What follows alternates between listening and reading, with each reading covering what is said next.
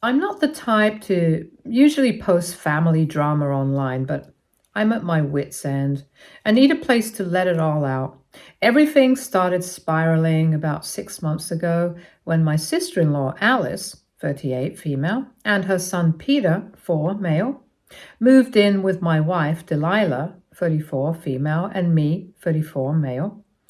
Alice is Delilah's older sister, and they have always had a strained relationship.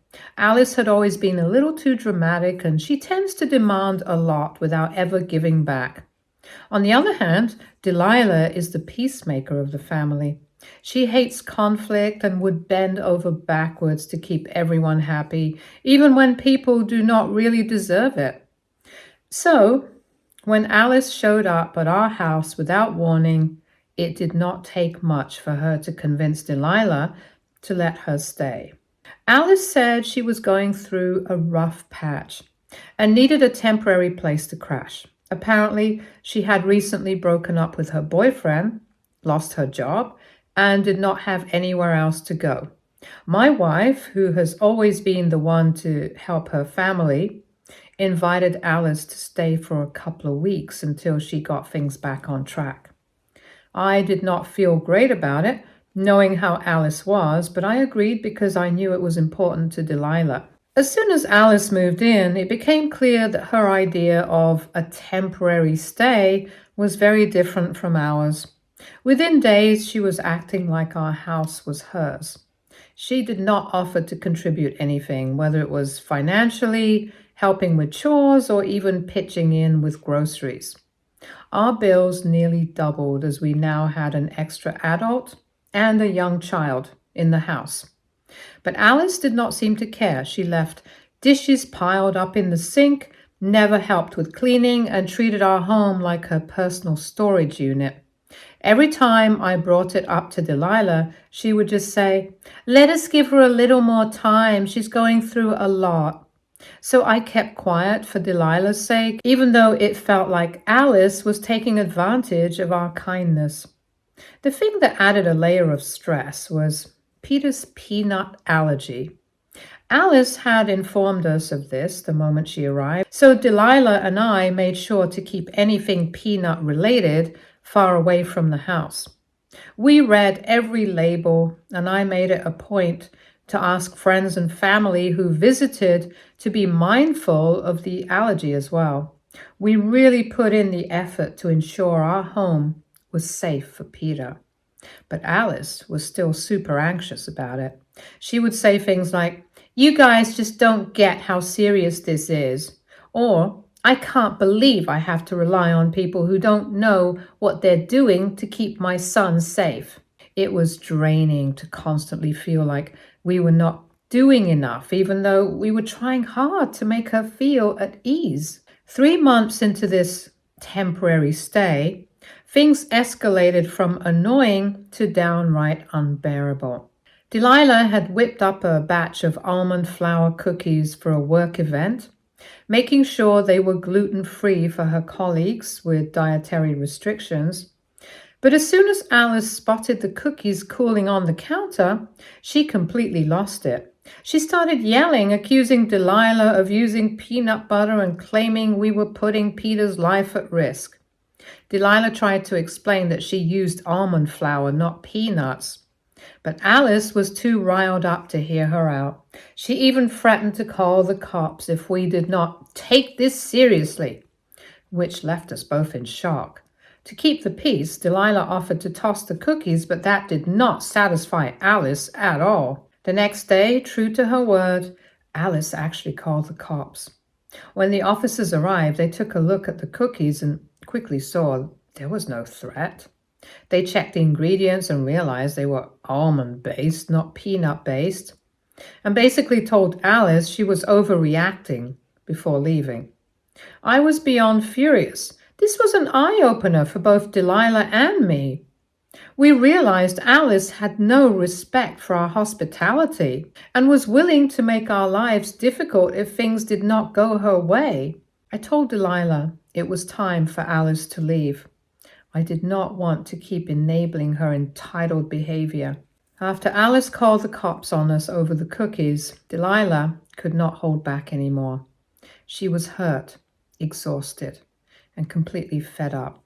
She told Alice that calling the police on her own family was an awful thing to do, especially after we had gone out of our way to help her and Peter. Delilah reminded Alice that we were the only ones who opened our doors to her, that without us, she would have had nowhere to go and she would have been on the streets. We had taken her in, even when it meant doubling our grocery bills, putting up with extra mess, and rearranging our lives to make our home safe for Peter's allergy. Delilah told Alice that she had never once shown any gratitude or appreciation, and that she acted as if all we had done was owed to her instead of a big favor from us. Delilah said it was incredibly unfair to accuse us of being careless with Peter's allergies when we had done everything she asked, plus more. She made it clear to Alice that she was hurt by her actions and that it was time for her to realize just how ungrateful and disrespectful she had been the entire time. Not long after that incident, I stumbled upon a missed call on our house phone, which we rarely use. There was a voicemail from Delilah's mother, Clara, 62, female, who lives out of state. Clara and I have always gotten along okay, but she has always favored Alice and tends to see her through rose-colored glasses. I played the message out of curiosity, and what I heard absolutely shocked me. Clara was basically coaching Alice on how to make things harder for us. She said things like, "Don't let them push you around, you have rights," and "Make sure they don't try to kick you out without giving you proper notice." She even suggested that Alice might be able to secure some benefits if she stayed long enough. When I played the voicemail for Delilah, she was heartbroken. This was her own mother encouraging her sister to take advantage of us. For me, this was the last straw. I told Delilah that we needed to confront Alice and tell her she had to leave. Delilah was reluctant and felt guilty, but she knew that enough was enough.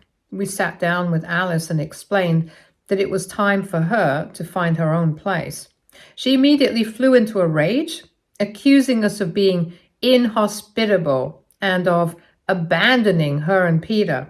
She called us selfish and went on about how we were supposed to be family, but we stood our ground and gave her 2 weeks to move out. That is when things took a truly ugly turn. Alice called Clara, who then got involved, telling Delilah that we were mistreating Alice and putting Peter's life at risk. It was emotionally exhausting, but I knew we had to stick to our decision. We wanted to handle this as fairly and calmly as possible. But Alice continued to escalate things. She reached out to other family members, painting us as the villains who were throwing her and her child out onto the street. Just when we thought things could not get any worse, Child Protective Services, CPS, showed up at our door. Apparently, Alice had claimed our home was unsafe for Peter, suggesting we were putting him in danger. The caseworker came in, took a quick look around, and saw that our place was clean and posed no threat to Peter. She figured out pretty fast that this was a ridiculous accusation, but the whole situation was super embarrassing and really stressful. Once they were gone, I told Alice it was time for her to pack her bags and leave right away. A week after Alice finally moved out, we received a call from CPS informing Delilah that Peter had been taken out of Alice's custody due to unstable living conditions. We were not told the full details, but it seemed clear that Alice's erratic behavior and lack of stability had caught up with her. Delilah was devastated, as she genuinely loves her nephew, but we agreed that Alice needed to face the consequences of her actions. Now, Alice is convinced that we snitched on her to CPS, despite us having nothing to do with it. She has been telling everyone in the family that we are responsible for her losing custody of Peter. She's accusing us of breaking up her family and betraying her trust. Somehow, she has managed to turn herself into the victim yet again, despite everything she put us through. Alice recently contacted us, pleading for help to win Peter back. It's like she's pretending nothing went down and claims we are obligated to assist her because we are family. Delilah is really conflicted. She cares about Peter and hates seeing him in this situation, but she also realizes that Alice is the one who caused all this. I feel for Peter, but I doubt Alice has gained any insight from what happened. She really needs to own up to her mistakes instead of relying on others to fix her problems. So AITA for kicking Alice out and refusing to help her get her son back after everything she has put us through? Update 1. Hey, so I'm back with an update on whatever's happening with my sister-in-law Alice and her son Peter. I honestly did not expect things to get any worse, but here we are. Things have really gone off the rails, and I need to update you all on what has been happening. A few days ago, we got a call from Child Protective Services, CPS. They told us that Peter would be sent to live with us because his father, Alice's ex, has a serious drinking problem, and CPS did not think it was safe for Peter to stay with him. This was not the first time they had to step in and make the decision to remove Peter for his own safety. They also told us that Alice needed to get some help, and until things were figured out, Peter would stay with us. And if that was not possible, he would go into foster care. Delilah and I were in complete shock. But we both agreed that we had to do what was best for Peter. We love him like he's our own. And while this whole thing is incredibly stressful, we want him to feel safe and secure. CPS made it very clear that we were not supposed to let Alice near him while they were investigating the situation. They told us not to let her have any contact with Peter for now. And of course, we agreed to follow their instructions to the letter. Then Clara called. I could not believe what I was hearing when she started yelling at me. She accused us of kidnapping Peter. Yes, you read that right. Kidnapping. She was demanding that we return him to Alice, and she was furious when I told her that CPS had made the decision for Peter to stay with us. I tried to explain everything to Clara, telling her that CPS had their own reasons for this and that we were just following their orders. I told her that we were not doing anything wrong, that we were doing what was best for Peter, and that Alice was not supposed to be around him right now. But Clara did not care about any of that. She did not even listen to me. She just kept going on and on about how we had no right to keep Peter from his mother, how we were stealing him from her, and how we were wrong for doing this. She then dropped the bombshell. She said she would call 911 and accuse us of kidnapping. I was in shock. She was actually considering bringing the police into this, even though we were just following what CPS told us to do. I told her she could go ahead and call the cops if she felt like it, but I was not budging. I made it clear that we were doing the right thing and that we were not going to stop. At that point, I just blocked her. I had reached my limit. I was done trying to explain myself to someone who was so clearly in denial about what was going on. I was not going to let her make this any worse for us, and I was not going to let her drag Peter into more of her drama. The very next day, a CPS worker came to our house to follow up on the situation. She checked in on us and made sure we were still following all the rules. She reassured us that we were doing everything right and that Alice was not in contact with them. They are still investigating Peter's father, but for now, Peter is staying with us. The worker said that we were doing the best thing for Peter's well-being, and that made us feel a little better, knowing that we were on the right side of things. But things did not end there. Alice started calling and texting, demanding that we return Peter to her. She kept saying that Peter needs his mom. and tried to make Delilah feel guilty. She even said things like, "You're not being a good aunt," and "You're taking my son away from me." I have not responded to any of her messages because honestly, I do not even know what to say to her anymore. Delilah feels torn because she loves Peter and does not want to see him separated from his mom. But she also knows that Alice is not in a place to care for him right now. It is a really hard situation for both of us, but we know that Peter's safety comes first. Clara's been relentless. She has been calling us nonstop, leaving furious messages, and even roping in other family members. She's still pushing us to give Peter back to Alice, but we're standing our ground. We have followed all of CPS's guidelines, and we will not let Clara or Alice decide what is best for Peter. I know it is tough on Delilah because this is her family, but I keep reminding her that we are doing the right thing. Alice has had a lot of chances to prove that she can be a stable mom, but she has not. And now Peter's the one who's paying the price for it. We're just trying to give him the love and security he needs right now, without the chaos and drama that Alice brings. So, right now, we're just focused on making sure Peter feels safe and loved. We're doing our best to be there for him and keep things as calm as possible. I do not know how long this will last or what will happen next, but we are doing everything we can to make sure Peter is okay. I will update you again if anything changes. Thanks for all your support so far. It means the world to us. Update 2. Hi everyone. I'm here with another update. Things have been hectic recently, and there are a lot of feelings about what is going on with Alice, Peter, and the family.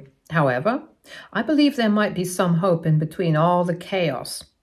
After all the challenges we've faced, Alice's claims, CPS getting involved, Clara's threats, I was not sure if things would ever settle down, but now it seems like there is finally some light ahead.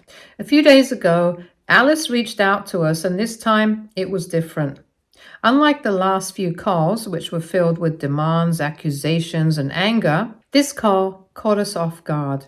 Alice was crying. Not yelling, not blaming, but genuinely crying. She sounded desperate and sad in a way I had not heard before. She did not try to put the blame on us, nor did she make excuses for what had happened. Instead, she just kept saying she wanted to talk to Peter just for a minute to hear his voice. Her voice was shaky, and I could tell it was not easy for her to ask us this. For a moment, I thought about how hard this all must be for her, and I felt so bad for her. Delilah was standing next to me as I took the call, and I could see her struggling with it too. She loves her nephew deeply, and despite all the hurtful things Alice has put us through, Delilah still cares about her sister. It was hard for both of us to say no, but we knew we could not go against CPS's orders. So I gently told Alice that for now, we were not allowed to let her speak to Peter. CPS had been very clear that until their investigation was over and Alice had taken some real steps to improve her situation, any contact was off the table. As much as we wanted to ease her pain, we knew Peter's safety had to come first. There was a pause on the line for a bit, and I prepared myself for Alice to blow up or start pointing fingers again. But to my surprise, that did not happen. Instead, she said okay, and it felt like she finally understood just how serious things had gotten. It hit her that she could not just demand things to go back to how they were, or pretend she had not played a part in all of this. She began to cry again, and for the first time, I felt like she was really starting to see the full weight of what had happened. Not wanting to leave Alice in complete despair, I tried to give her some hope and encouragement. I told her that if she could show CPS that she was making real changes, getting her life together, creating a stable environment, and making it clear that she could put Peter's well-being first, there might be a chance for her to regain custody. I did not sugarcoat it or promise her anything definite, but I let her know that Peter would always need his mother. And if she could prove she was ready, maybe things could work out. Surprisingly, she seemed to understand this. She did not argue, did not make excuses, and did not blame us. Instead, she agreed with me, saying she was willing to do whatever it would take, even if it meant making some hard changes. She admitted that she needed help and that for the first time she was ready to face that. This was the first time I had ever heard Alice sound truly humble and self-aware. It was a bittersweet moment. On one hand, I felt a small sense of hope, but on the other, I knew this was only the beginning of a very long journey for her.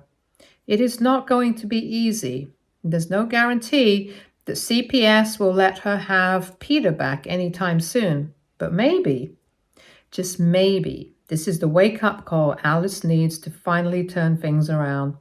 A few days after the call, CPS came by for another follow-up visit. The caseworker told us that we are doing well in taking care of Peter. She told us we should expect more updates in the coming weeks as they work on both Alice's and Peter's father's cases. It's all still up in the air, but knowing that we're providing a safe and loving home for Peter right now makes this whole ordeal worth it. As for Clara, well, she has not made things easy. She continues to leave messages accusing us of turning Peter against his mother and breaking up the family. And she has even tried to rally some other relatives to her side. Delilah and I have learned to ignore the calls. At the end of the day, we know that we are doing the right thing. And as long as Peter's well-being is our priority, nothing Clara or anyone else says will change our decision. It is tough, especially for Delilah, but we are sticking together and we are committed to doing what is best for Peter. I don't know what the future holds, and I do not know if Alice will follow through on her promise to change, but I genuinely hope she does. I want nothing more than for Peter to have a happy, stable life. And if that means he can eventually go back to a healthy and stable mom, we will support it. For now, though, we are focused on giving Peter the best care we can and taking it one day at a time. Also, a lot of you have been wondering how Peter's doing. He is doing okay overall, but he does miss his mom. Sometimes he asks when she's coming back, and that is always a hard question. We tell him that his mom is taking some time to feel better and that he is staying with us until then. We are trying to make things feel as normal and cozy as we can for him. We started some routines to help him feel at home, like reading him a story before bed, having breakfast together every morning. Peter has always been very open with us, so he really is not having any issues opening up to us. There are times he seems a little sad about Alice not being around, and that is one thing we can't change, even if we want to. But then overall, he's doing all right. He knows that he's safe, loved, and that we are here for him as long as he needs. Even though he's still adjusting, we can see he's starting to relax a little more. It is good to see him feeling more comfortable, and we're just grateful we can be here to help him through this. Update 3. Hello everyone, I'm here with an update, and I'm happy to say that things are finally looking up.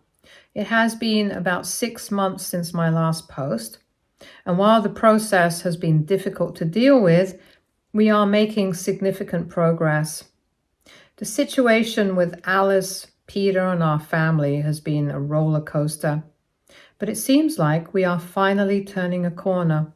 Since our last update, Alice has made some big changes in her life. She has recently started working as a junior chef at a well-regarded hotel. Alice has always been a talented cook. She actually has a degree in hotel management, and her cooking skills are well known in our family. But a few years ago, she decided that cooking for others was beneath her and quit the industry altogether. That decision was a turning point, and things went downhill for her soon after. Now it seems like she's ready to let go of that pride, and she's genuinely putting in the work to rebuild her life. She is earning a decent income and she seems genuinely proud of what she's doing. We can see that getting back to work has given her a sense of purpose and confidence that she has been missing for a long time. For Delilah and me, seeing her commit to this positive change is a huge relief. Child Protective Services has been monitoring how she's doing and has recently allowed her to start seeing Peter once a week with either Delilah or myself present. It has been great to see Peter reconnect with his mother in a safe, supervised environment in addition to the weekly visits. Alice is allowed to call him twice a week, and the same policy applies here as well. Either Delilah or I have to be present for those calls. Peter lights up whenever she visits or calls. It is clear he has missed his mom and is so happy to have this connection with her again. Alice also makes an effort to make the visits meaningful. She always brings him small gifts such as a new book, a toy, or even a treat she baked herself.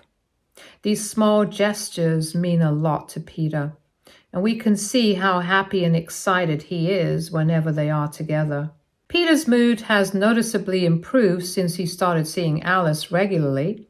He's more relaxed, and he seems to feel more settled knowing that his mom is in his life in a positive way.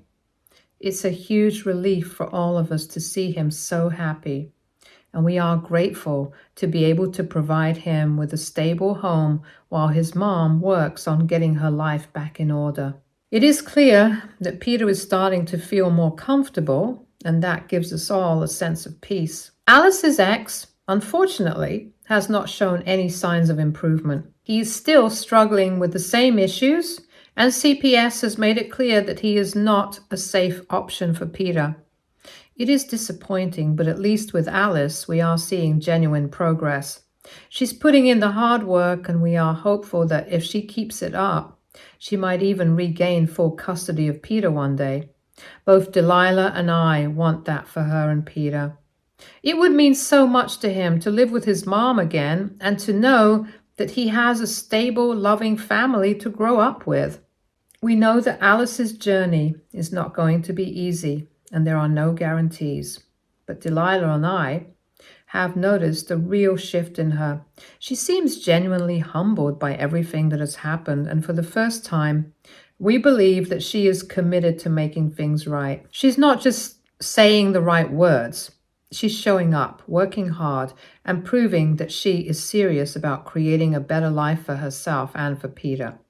It is a bittersweet feeling. We are so happy to see her taking these steps, but we also know there is still a long way to go. However, the fact that she's willing to face these challenges and put in the effort is a huge step forward.